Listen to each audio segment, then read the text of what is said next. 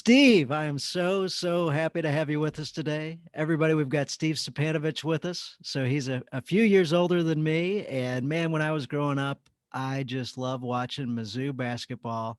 And if I could at that time talk to anybody in the world, it would have been Steve or this guy named John. John was a little guy, so I'm more related to him being a point guard growing up. But I thought, man, if I could ever have that height and strength and everything that Steve's got, man, that'd be awesome. So Steve, obviously, you've had a phenomenal basketball career, but you've done quite a bit since then as well.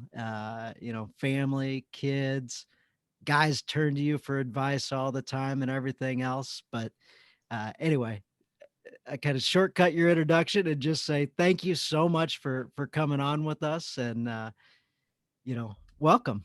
Yeah, well, thank you for having me. I'm very happy to chat with you this morning, and ask away any questions. You make me feel old with that introduction, although I just turned 60 a couple days ago, so I guess I am up there. So Uh, anyway, ask away. I'm 48, so like we're kind of there, Uh, we're not that distant from each other. So what was your childhood like? Like, I got to know you from TV, watching you play at Mizzou. But prior to that, what was your childhood like? Just curious. It was pretty average. I think that I grew up in St. Louis, and my brothers, there's two brothers and a sister. There's four of us all together, and we were just very into sports. My dad played college basketball at St. Louis University, and we just gravitated toward playing sports a lot. Hockey when we were young in St. Louis was real popular back then. But we just went to the park after school and played various sports, and it was before all the internet and Yeah. all this stuff now. So we just always left the house, and there's this park up where we live, Veneta Park, and we used to go up there every day after school and play soccer, football, and so we just all played. We just played sports. We loved sports, and my brother Ted and I ended up being actually pretty good uh, high school players and heavily recruited. My brother Ted was a football player at Chaminade Oh and wow. high school, and then I was a basketball player at the Smet. And my younger brother Mike actually played at the Smet too. They won a state championship there with Oh, Coach Grauer as well. holy So cow. we just kind of a sports family. Yeah, Desmet, man, you guys have had some people come through that high school. So I grew up playing basketball with a guy named Jeff Gayona, who was widely Yeah. recruited and things, and name it up in the rafters at Desmet and things like that. And then John O'Leary was there. Uh-huh. John's a little famous with the couple books out there. In Yeah. Oz, his latest one that's out there, and Larry Hagner with the Dad's Edge and the Good Dad Project came from DeSmet. So amazing Yeah. how many local guys are like big time famous from DeSmet.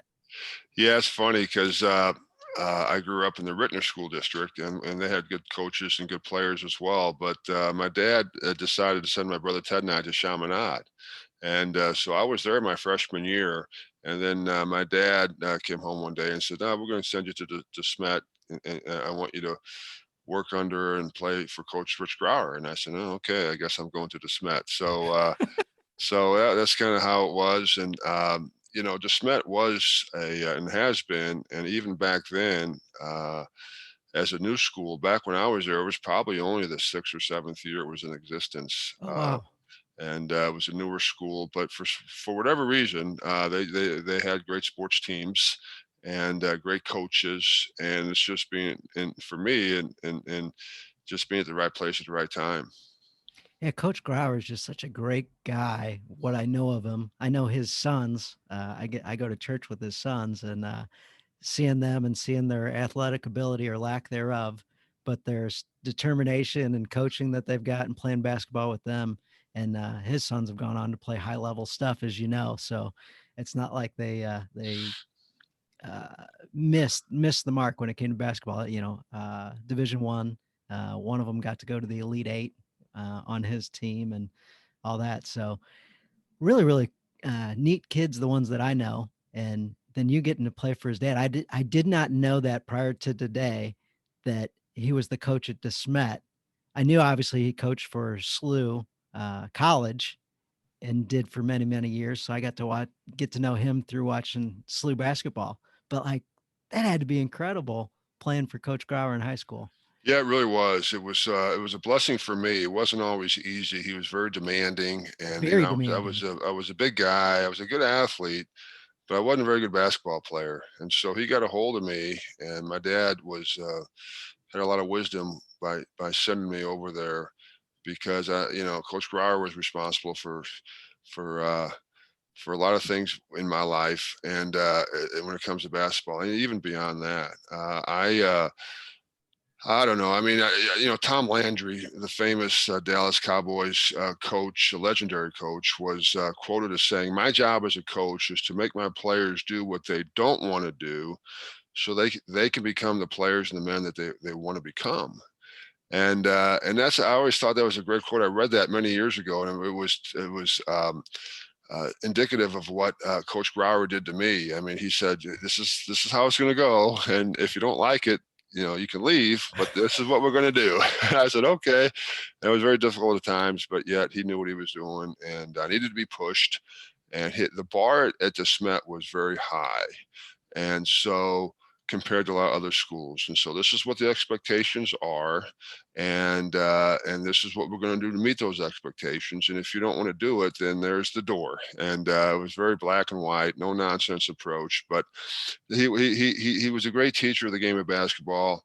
He had us well prepared for each and every game. Heck, we won my junior and senior year. We won 60 games in a row and two state championships. So we had good teams, but it was we had some talented players, but I think the main reason why we won was our coaching staff, and mainly Coach Grauer getting us prepared to play. That's awesome. What type lessons can you look back and go, man, that one stuck with me, and that was a good one. A lot. I mean, just good old fashioned self discipline. Doing a little bit extra. I think that you take a lot of things from your coaches. Coaches have a big influence on players, young men, and Coach Grauer, who I actually see a lot today. Even I see him every couple of weeks. We've been attending the same Bible study for I don't know 10 years, every other Tuesday How evening. cool is that? And so he's just a wealth of knowledge even today, and he's helped me out a lot, and my parents as well with his with what he's doing now. With he does a lot of Social Security and Medicare type of advisement, and so anyway, so he's a wealth of knowledge even today, and he. He, like I said before, expectations were our normal at Desmet was high. Our normal, when you play sports at a higher level, even in high school, but when you get to the college level, your normal is really really high because you're expected to practice and perform at a high level and do hard things on the court and school. And then you do that for 4 years in high school and college even, and all of a sudden that's normal to you, but it's really not normal for most people. So that's your new normal.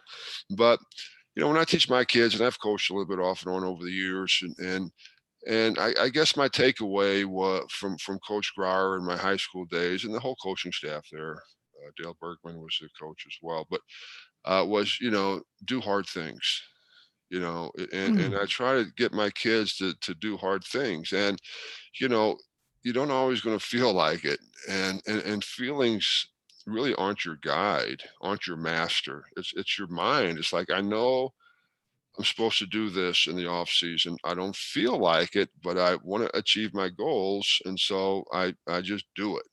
And I think that's what men do. And the motto at the Smet was "Men for Others," and that was our kind of, it still is today obviously, but and so the word man, teaching us how to be men and how to be able to succeed in life well after high school and beyond, and hopefully have a wife and a family and kids someday and a job, and go out in the world and get your piece of the pie, so to speak. And Desmet really prepared me for that in many ways, and especially the classroom as well as the on the basketball court. mm.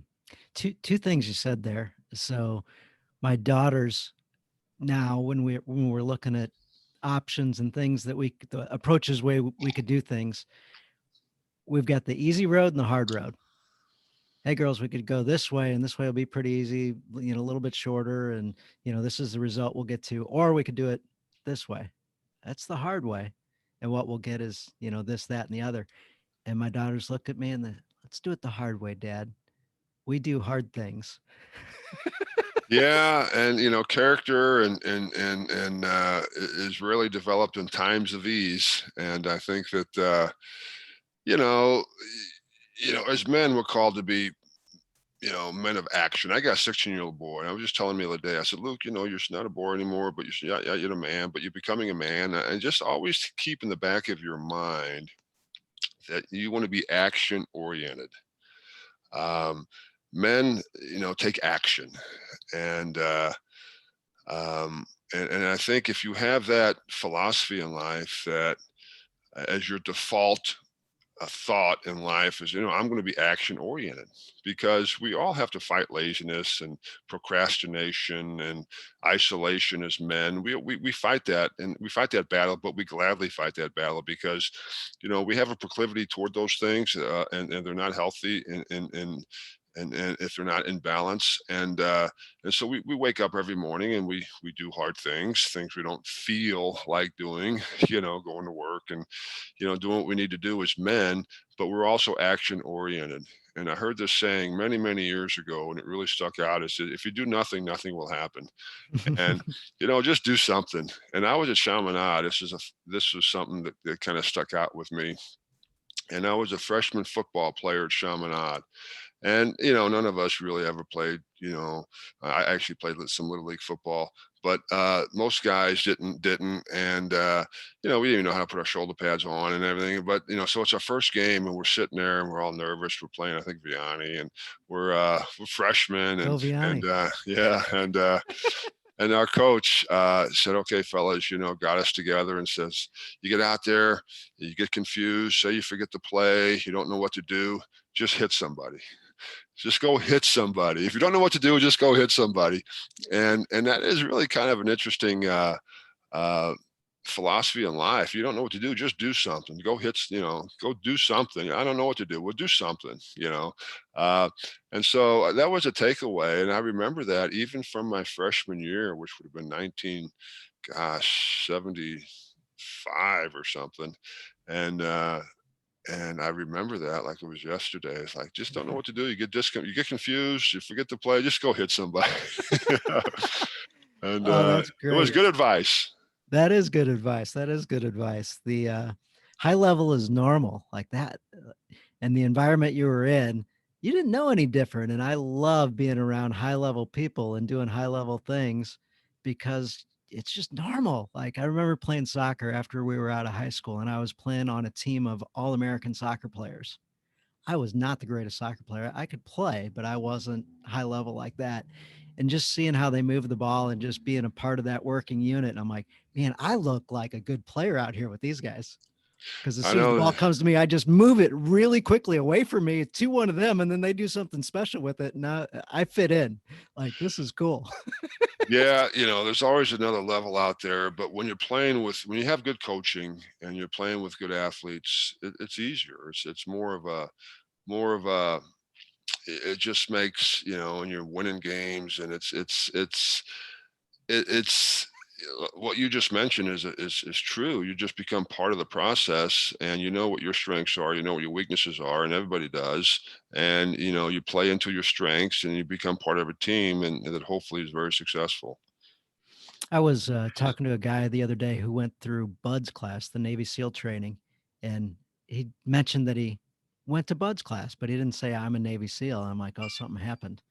And we had just competed in a half marathon, and that guy was just Uh, tearing it up, and he was carrying extra weights with him and everything. So I knew he wasn't somebody that lacked mental strength. And I say, hey, what happened? And he goes, well, yeah, there's a story. He says, I was picking up this big log with my boat crew, and it was the heaviest log any of us had ever lifted during all of training. And all of us looked at each other and were like, what is this thing? There's no way.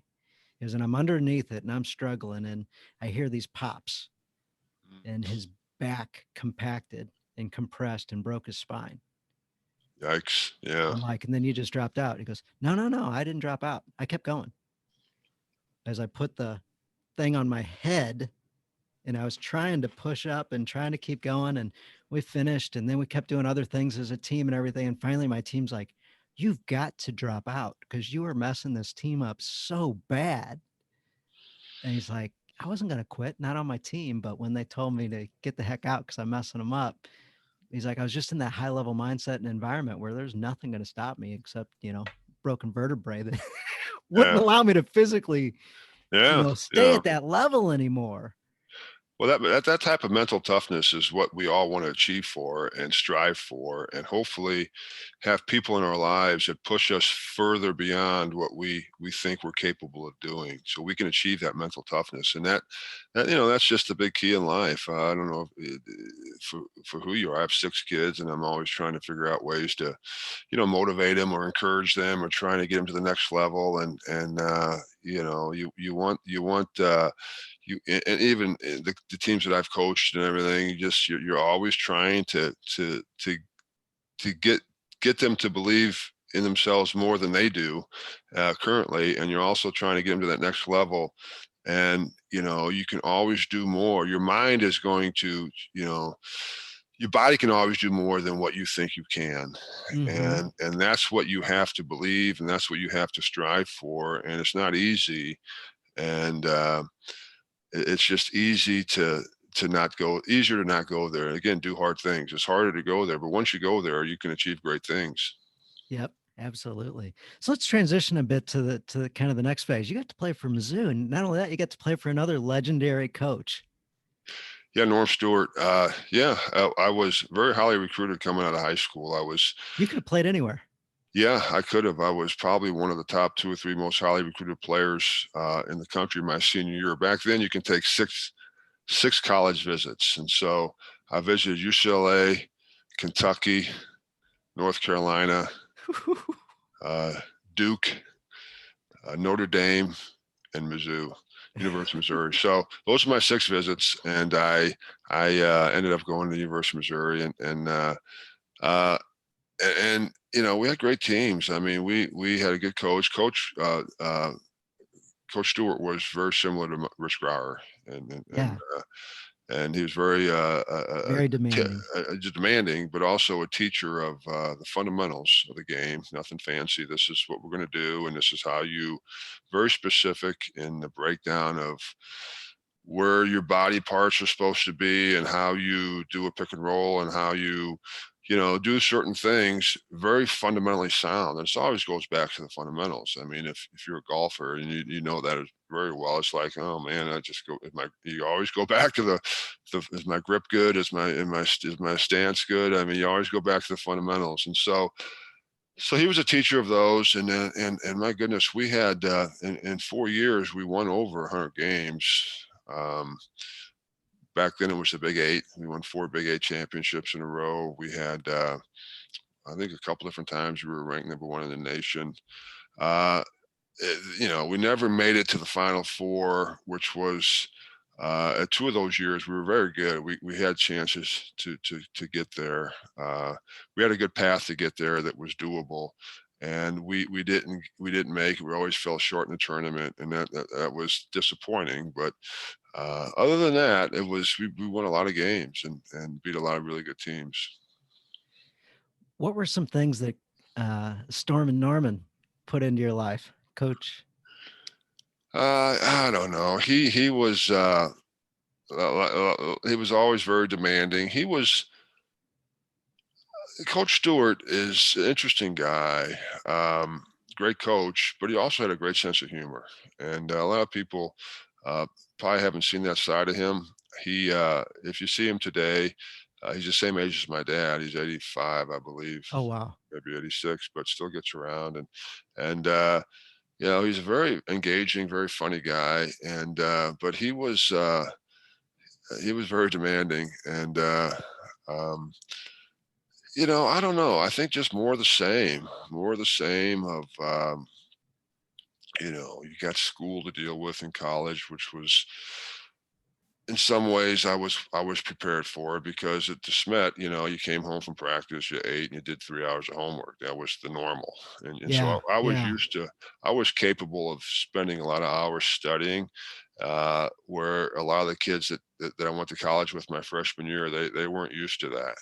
And so I was able to, so school is much more demanding, it seemed like, in college. There's more distractions, of course, but we spent a lot of time, uh, playing the game. I guess what I take away from my days of playing in the NBA and then college and high school, just being around the guys. Being around a same group of guys in the locker room after wins, after losses. There's nothing better, and so that's what I miss is just the camaraderie that when you go into battle daily and then you go play these big games.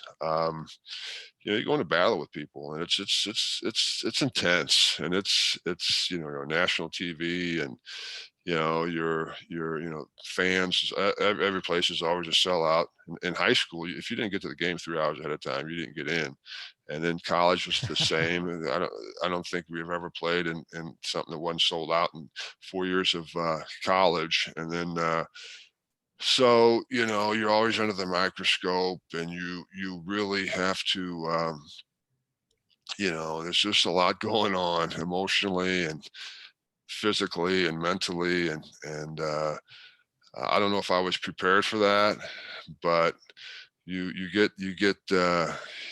need you just have to deal with that. It's a lot more than just what someone sees at a game. I went turn on the game one Saturday afternoon and watched Mizzou play, whoever, Kansas or Oklahoma or whatever it was, and you see the game, and it's a good game and everything, and we might have won, we might have lost, but there's a lot that goes into that behind the scenes, and some of it's good, and some of it's very challenging, and there's some things you just don't care for. But anyway, so I'm rambling on, but Yeah, no, no, no. You're kind of leading right to a question that I had. Being well known, notoriety, the size that you were growing up, stood out from a crowd. I was talking to Orlando Pace about that a while back, and Orlando's like, "Oh yeah, everybody knew me." I was 14 years old. Everybody knew who I was in his little town of Sandusky, Ohio. And you mentioned pressure. How did whether it was the pressure of being known or the pressure of big moments in your life, how have you worked through pressure? yeah, I think that's a good question. I don't know if I was well prepared for that. Uh, and so when I deal with kids that I coach or have coached, I don't coach anymore, but or my own kids, I tend to focus more on the mental, emotional aspect of sports. I had three daughters that played college basketball and volleyball, Oh, wow. so my instruction to them was not so much X's and O's, or because they got coaches to tell them that. I'd sprinkle in some things here and there, but it's just mainly the mental emotional part of it, because people don't realize how hard a Division 1 athletics are, and if you're prepared mentally and even more so maybe emotionally to handle the stress and the pressures that come your way, you're going to be well ahead of the game. And I think that's a muscle or a skill that needs to be um, taught to any youngster, uh, whether an athlete or not, at a young age. And it's a process, of course. It's a marathon, not a sprint. But if you can pepper in little words of wisdom when it comes to how to deal with the stresses of life, you're doing a big benefit and service to your kids. That's for sure. Yeah, absolutely. No doubt about it. Like, so many lessons are learned through sports and through work that translate into other aspects of our Yeah. lives. So, with COVID and the lack of some sports and different things, I'm like, man, we're missing some lessons. We got to figure out ways to help create those for our kids and Right. give them some adversity. And not that there's not adversity in isolation and things like that as well, but it's like we got to pick up and learn on those moments for sure. So you had a pretty decent NBA career. You were like that solid guy, always put up 10, got 10 boards, great teammate from what I understand. And then, as a lot of athletes that play pro or, going up, we all have injuries. that take us out. How were you able to like cope with that? Because that was a pretty quick Yeah, transition. it was, the pros was I enjoyed high school as well, and I still keep in contact with a lot of my high school teammates here in St. Louis, but, the, NBA was fun. It was hard. It was by far the hardest, but it was the most fun, um, at season of basketball, I guess, in my life. But yeah, it's a great. It was great. I played 5 years, and before I hurt my knee, I hurt my left knee, and spent 2 years up in Indianapolis. I played for the Indiana Pacers. I was a high draft pick for them, and loved the city of Indianapolis. Loved my teammates and coaches. I wish it would have lasted longer, but after I got hurt toward the end of my 5th year with kind of an odd kind of it's called avascular necrosis. It's a lack of blood supply in a part of your knee, and uh, and it doesn't happen very often, and no one knows why. Whether it was just kind of a trauma that caused it, Hmm. or just whatever, but it just slowly started hurting more and more. And so I go to training camp my 6th year. I started hurting at the end of my 5th year, but it would settle down after the game started a little bit. And I was able to finish the season without missing any games. And then that summer, I kept telling we'd always go up to Indianapolis and play ball, and I kept telling, I said, "Man, my knee's hurting. I'll just take it easy this summer." I just got married, and so I was like, "Okay, I'll just take it easy." I'll go to training camp. What would have been my 6th year. I kept telling these guys, "My knee's kind of hurt. I'll just take it easy." And so we're playing an exhibition game. We're playing the Dallas Mavericks actually at home, and I was like, "Man, I hate that. Yeah, there's a lot of pain in his knee." And they go, "Okay, okay, we're gonna get it checked out." So finally, and then so we get MRI and CAT scan and all that, and it's just a big black spot there, just lack of blood supply. So I've had 7 knee operations on that knee, Wow. and two right away. And spent 2 years just living in Indianapolis, hoping to get back and with the team and get healed up. I just figured, well, I got an injury. It should heal up like any injury. But never did, to the point where you can play in the NBA. And I remember one of my doctors was in California, Santa Barbara, California. So I was there. And it was the go no go decision. I guess it would have been my 7th year. They were saying, okay, you're gonna keep Steve. Is he good enough to play, or should we cut him loose? And so the doctor says his knee is not good enough. It won't ever be good enough to play in the NBA. So Mm. that's how it all kind of went down. I was like, man, I guess I'm done. It was kind of odd. My wife was second pregnant with her second kid at the time, and so we were just like, okay, we're out of here. I guess that season of my life is over, and so we just moved on.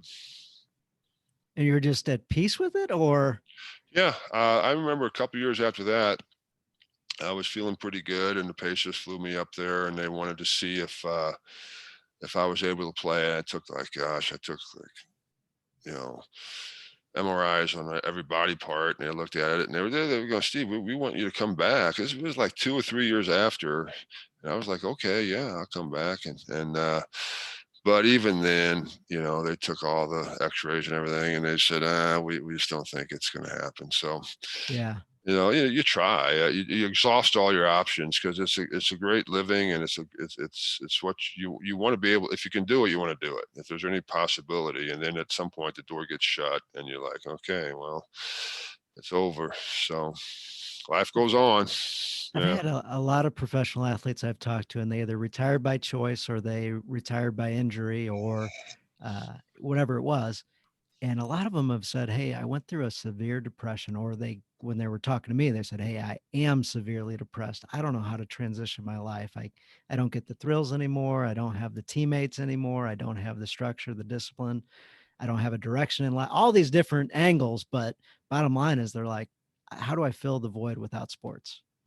Yeah, I mean, it's just like anything. I mean, I think that uh, um, I think I didn't really go through that. I mean, I've been playing kind of high level sports since high school, and I was kind of like, okay, it's over. And now there's like 10 things I really want to do that I can never been able to do. So I took more of a positive outlook on it, and just thought, okay, it's and I was doing some things that I always really wanted to do, and kind of thought, well, that season's over. What can I do now?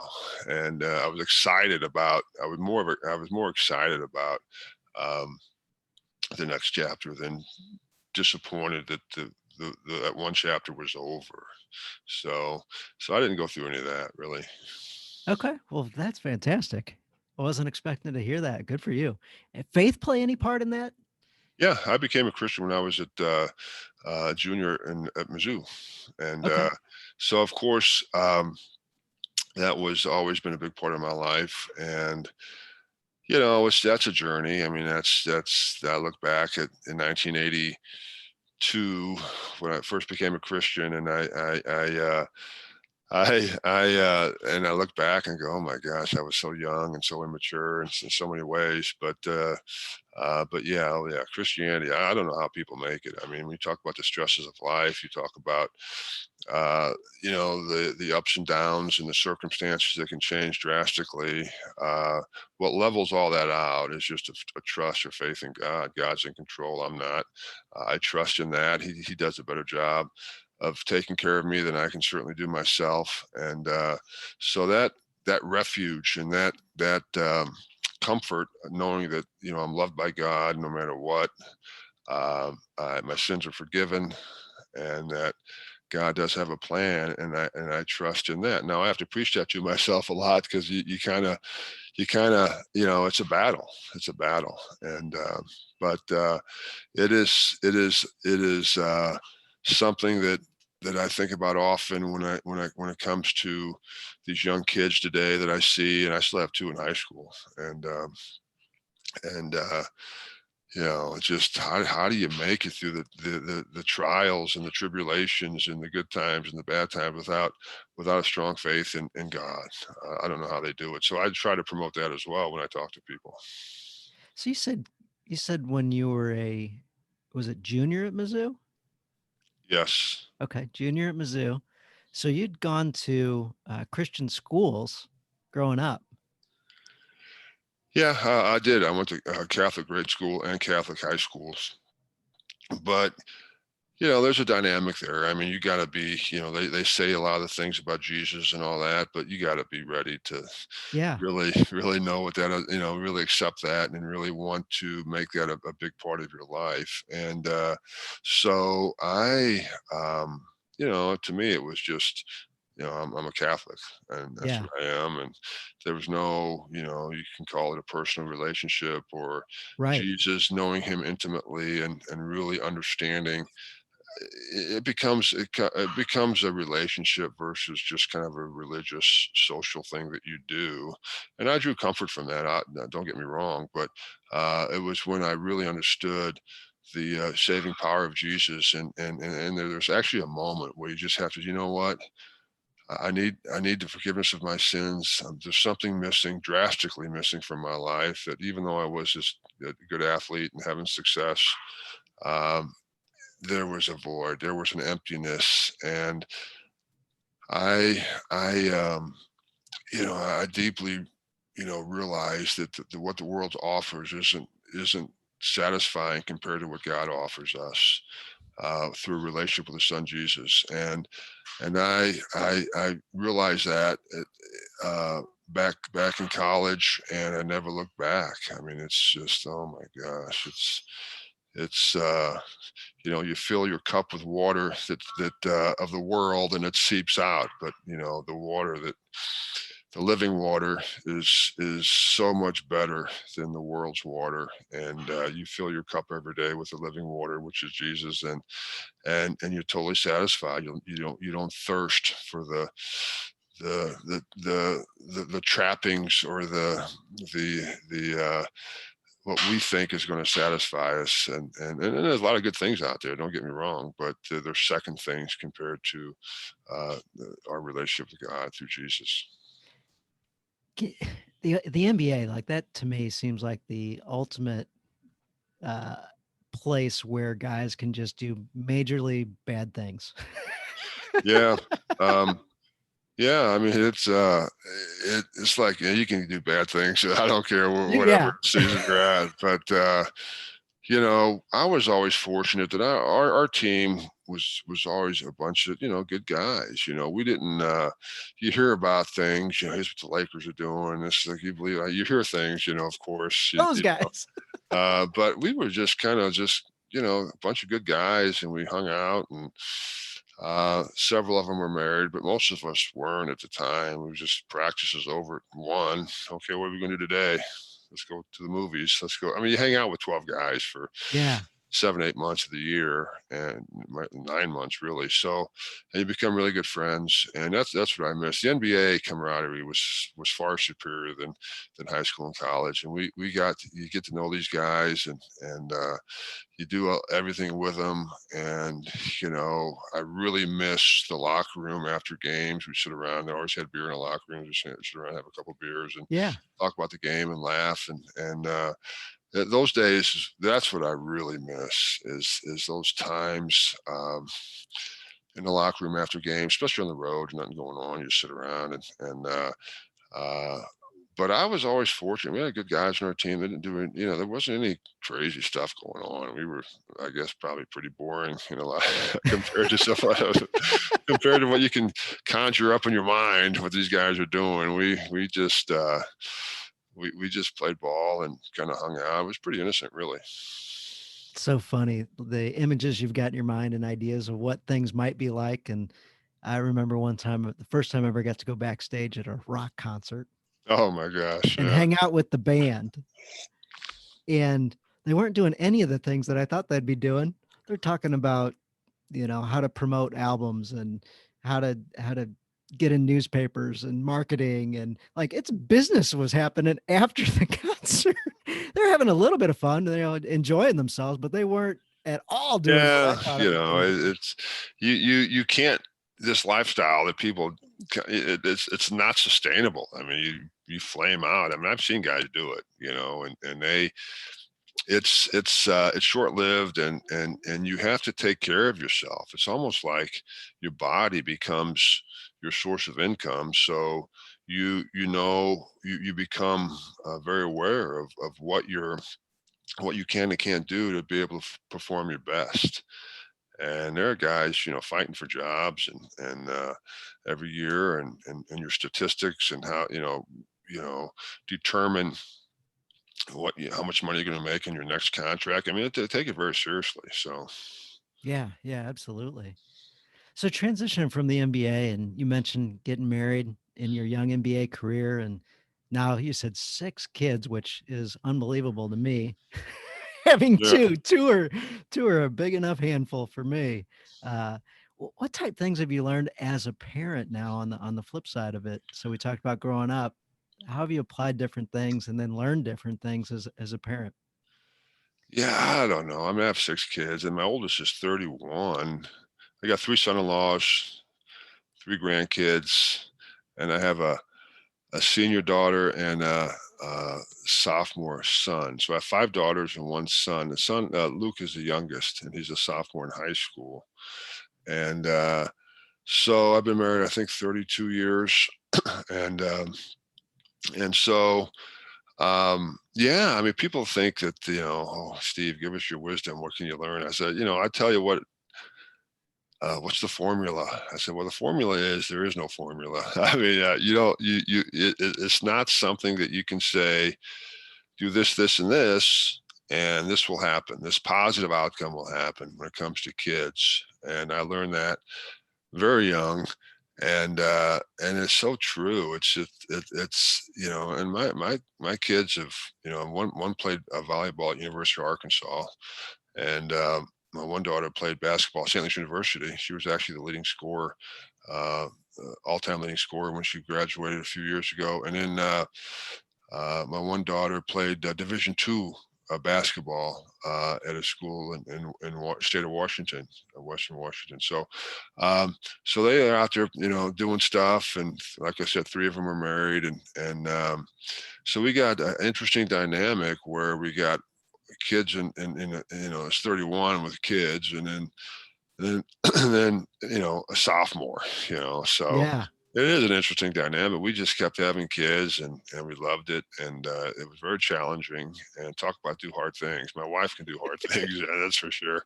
Uh, and and it's a process. You make mistakes as a parent. We all do, but your kids can absorb a lot of that, and the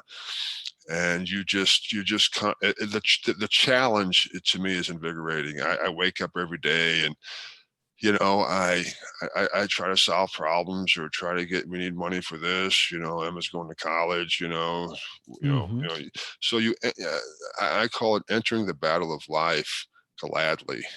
And to me, it would be quite boring if I didn't wake up every day and I didn't have, challenges with all my kids. How can I relate better to my you know, to Kelly, who's 30, and am I doing a good job? Even though she's 30 and has a husband, I mean, what's my role? Or Emma is, you know, last night they lost by a couple points in her basketball game, and she's Oh, devastated. So I got to comfort her, and yeah. and then okay, she's I mean it's always something. I mean Luke just started driving a month ago, and so I got to deal with him and his issues, and it's just always something. But it's actually the stress of that or the challenge of that is the impetus for a lot of growth. I think that if I was just sitting around, fat, dumb, and happy, and didn't have the challenges of raising these kids, I would have. I wouldn't have a lot of the character traits I have now. I wouldn't have developed strong emotional, spiritual muscles that can only come through stress and dealing with problems. So I gladly accept it. It's not easy because a lot of times you don't know what the heck to do, and so you just have to figure it out. And it's like any dad, any business owner, any athlete, any coach, anything. You got young kids still, but it's still it's a constant trying to figure it out. And but that's a good, you embrace that. You don't run from it, you embrace it, I guess is what I'm saying. Yeah, that's a heck of a way to look at it is the opportunity, the hope, the challenge, let's go versus, oh, can you believe it again? Well, you have those days. Let me just tell you, but they're short-lived, and you get on your knees a lot and pray. I mean, you can protect your. You got daughters. It's like, oh my Hmm. gosh, you drop your daughter off to college. That is, you want to cry like a baby. That was me. It's like, oh my God, it's just the little girl's going to college and has no idea the pitfalls that can be there. So you just get on your knees and pray because you can't always protect your kids, and you got daughters especially. It's like, man, I can't. I got one lives in Seattle, one in Denver, and one in Chicago, and I can't help them anymore. I mean, but God can, and so I lean on God. I'm a big believer in prayer, and for your kids, and I do that obviously, like a lot of men do, but I really take that very seriously because I got to give up control. I can't protect them. I can't, but God can, and I rest in that. Yeah, I love the power of prayer, and I love praying with my kids Yeah. individually as a group. And right now, it's kind of funny thinking about what God can do. Well, it's really easy to say anything. God can do anything. Well, what if I pray for this?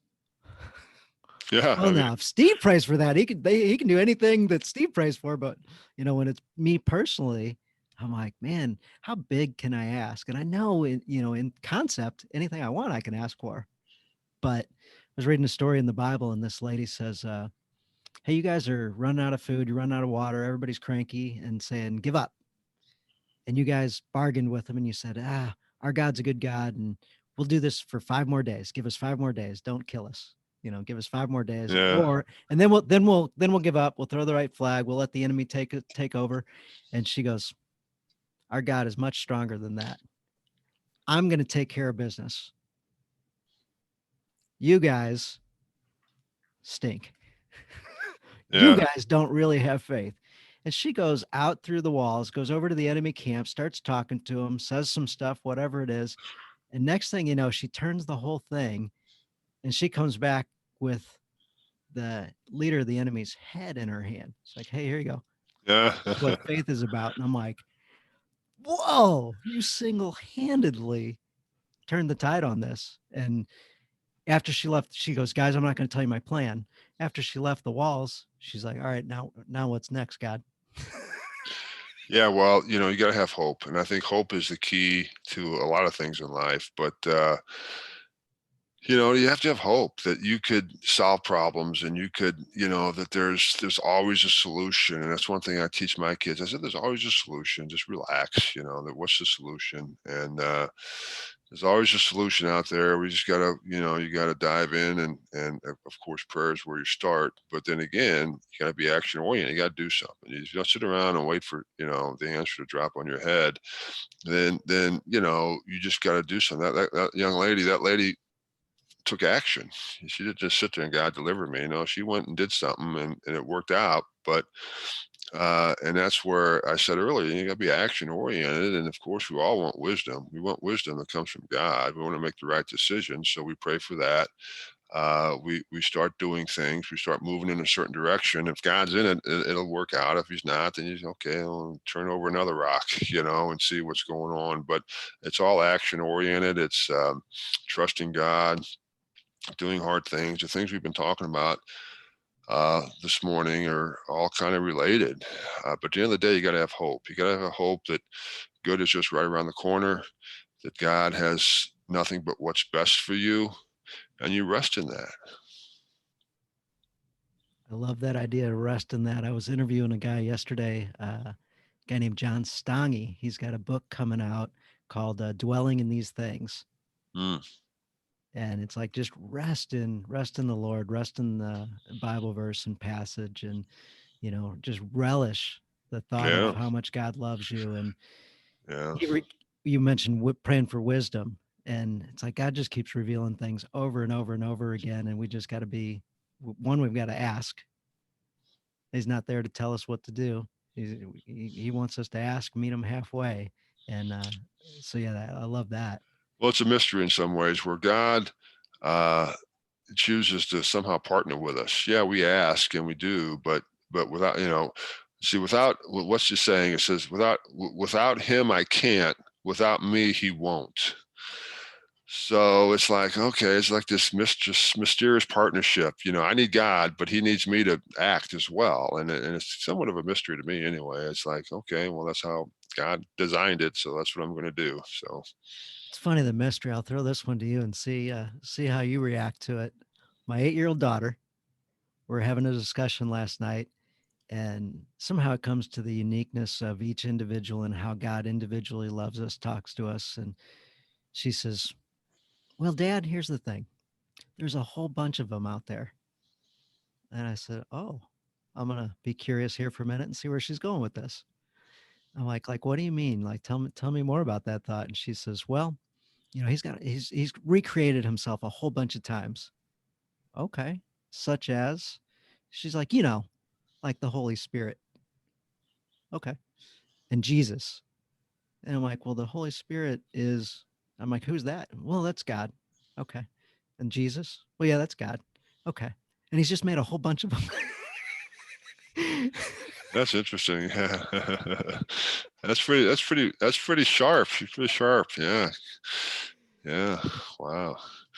So I just sort of sat there with that and kept talking to her a little. And I said, I don't think that's exactly how that works. And you mentioned mystery. I'm like, that is a mystery though. Like that's a heck of a one to work on. And she's like, well, Dad, that's where I'm at. Yeah. Yeah. Don't give me any advice right now. That's how I see it, and that's good enough for me, and that's what I would do. I'd say that's good. Good job. You figured so, it out. so somehow the Trinity was millions and millions, hundreds of millions of individual gods, but it was One. really just the Trinity who was really Yeah. actually all in one. But somehow that made sense to her. Yeah. Yeah. Amen. That's good stuff. Good stuff. So it's funny how you learn from the minds of kids, Oh my gosh. Yeah. Yeah. the So different perspectives that they have and everything. So I there's a guy miss. I'm. named I'm. I'm jealous. I miss those young girls. Those that age. I don't have that age around anymore. Those. yeah. So you had 5 girls and your wife. So you had six females in your household before your son Luke came around. I've Yeah. only got three. Yeah, I learned a lot of lessons, no question. My wife taught me. One of them that I always struggled with is the whole emotional part of it. And they would come home from school, oh, devastated over some relationship issue or some drama, and I would, okay, okay, we're, I guess we're switching schools, I guess, or whatever. And I'm like, I get all flustered, and my wife goes, just don't even pay any attention to that. Tomorrow it won't even be a big deal. I go, okay. And so tomorrow was like nothing ever happened the day before. So this whole emotional stuff that I need to enter into it a little bit more because I don't quite understand it. Because but I learned that that's one lesson that I learned, that the drama that these young girls kind of go through, the roller coaster is, just don't even go there. Just be a stable force, and don't let that, it's not a big deal, in other words, at the end of the day. I mean, so that's one lesson that I learned early on, and it's a That good one's one. a huge one, and I've It been is. learning that lesson Yeah, a lot, even at that's funny. the younger ages. My daughter was turning 7, and she was having her fancy birthday party, and this girl she invited, she decided she wanted to uninvite days before the party. And leading up to it, she kept getting on me and my wife. Uninvite her, uninvite her, uninvite her, uninvite her. We're like, what do we do? Do we tell her to uninvite the girl? Do we call the parent? Like, oh, what's all this about? And then on a Friday before the party on Saturday, she's talking about this girl coming to her party, and a smile on her face. And I was like, hey, it seems like your opinion changed. What changed? She goes, oh, she said hi to me today. Yeah, I know that's goofy stuff, I'm but like, are yeah, you kidding yeah, me? yeah, yeah. I'm with you. I don't, so I don't remember that with guys, I don't no. remember that growing up that way. So there's so many Some different ways, things from girls, there. people talk about how difficult girls are. To me, it was very easy compared to boys. I mean, Luke. I mean, girls always did what they're, kind of they wanted to please their dad. They hated getting in trouble. They did what they're supposed to do. They would never think of not doing their homework because they would get in trouble the next day. They would just do their homework. And Luke was like, I ain't doing my homework. So Luke, you're gonna get an F. I don't care. I mean, it's like it's a whole different animal there. Let me just tell you. So girls tend to be easier, I'm finding out, than boys.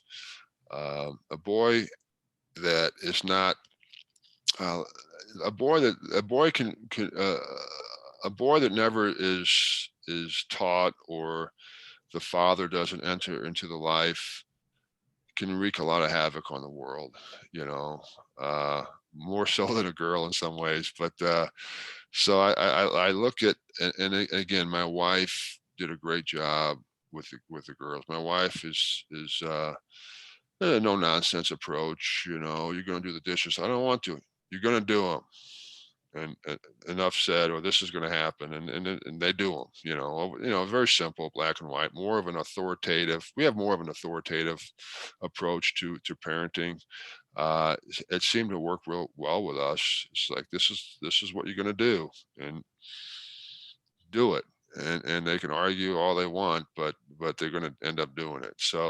Uh, so anyway, so we kind of have had that approach to parenting, and that's the philosophy that I kind of believe in.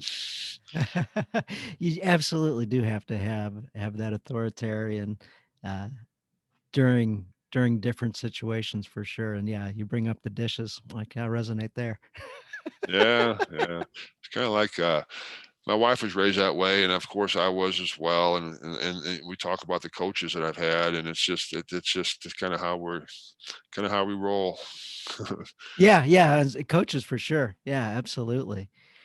There's a guy named Blake Brewer. He's got this thing called the Legacy Letter. Unfortunately, his father passed away, but immediately after his father passing, his mom says, "Hey, Blake, Dad wrote you this letter," and so he's got a mission to help 1 million dads write a letter to their kids so that the kids Oh, know that they're yeah, loved, that their dad believes in them, and that he's proud of them.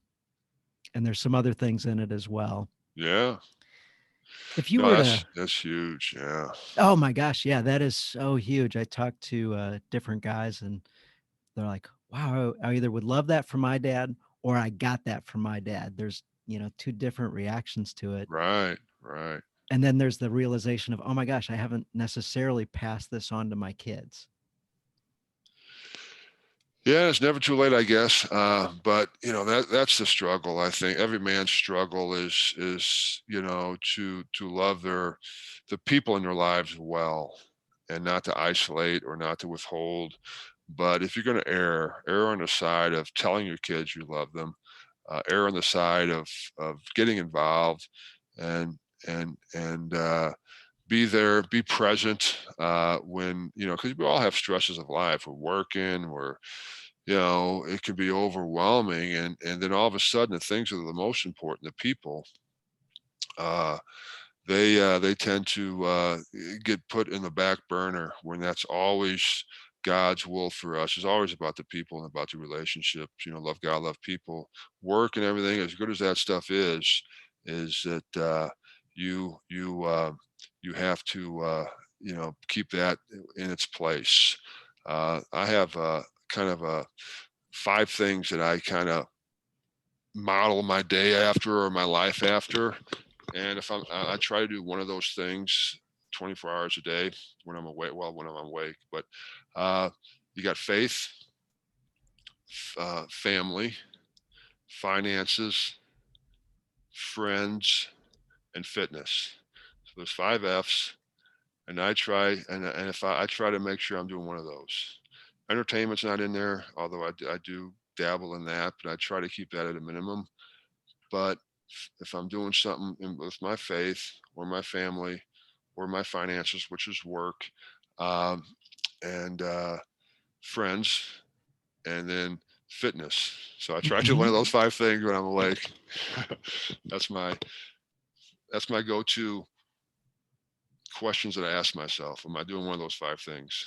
That's a great way to kind of filter things. I always like to include fun because sometimes I can Ah, personally forget to just let loose and have fun and enjoy myself, and, I'm gonna write that down. Might have to add that F in there. Yeah.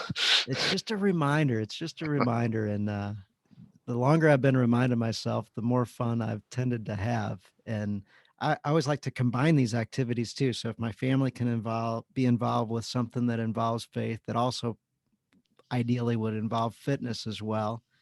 Maybe even a finance lesson comes up as we're doing something, whatever that might be. Like these things are just so fit together when you start living in a way like this. Like hiking is something me and my kids currently do. And in Yeah. that, we get to, experience all these different things, and your kids being involved in basketball and volleyball and things like that. Those lessons, there's a organization in town called All American Athlete, and they teach those lessons through basketball to Huh. girls to Yeah. help build confidence and life skills and stuff like that. Right. So yeah, your F's right there all fit together perfectly, and that's a great position to lead the family from. Yeah. Yeah. It's worked well for me. Fantastic. Well, I was going to ask you for like parting advice and different things, and right there, that's some fantastic advice. Yeah. I think so. So Yeah, I agree, and I'm right there on the F's because I that's one of my checklists as well. I'm always looking for that. We yeah. like to finish the show out with a challenge. Uh, Have you got something you can think of to challenge Christian dads with? Maybe something to do this coming week. Oh, that's a good question. You should have told me that ahead of time. I could have thought about it more. Um, oh gosh, I think that yeah, good question. If I had one piece of advice, um, I think that I think the tendency for dads is to give way too much advice, and I think advice is important. I think that you need to give advice to your kids and kind of be their, you know, uh, but I pepper it in. My what I want to do is give a lot of advice, but I have to restrain myself and just say, you know what? I'm going to pepper it in, and there's different stages of your kid's life, of course, but I'm in kind of that high school stage with a couple of them, and even my older kids. It's I'm just there for them. I love them. I'm there for them. I'm not the guy that's always going to come up with, well, you need to do this, this, this, and this. I mean, it's a kiss of death in a marriage as well, for that matter. But I'm just, I just, just being. I'm a human being, just being there for them, loving them, and keep the advice to a minimum, and pepper it in words of wisdom uh, when you feel it's appropriate, but it should be less and not more.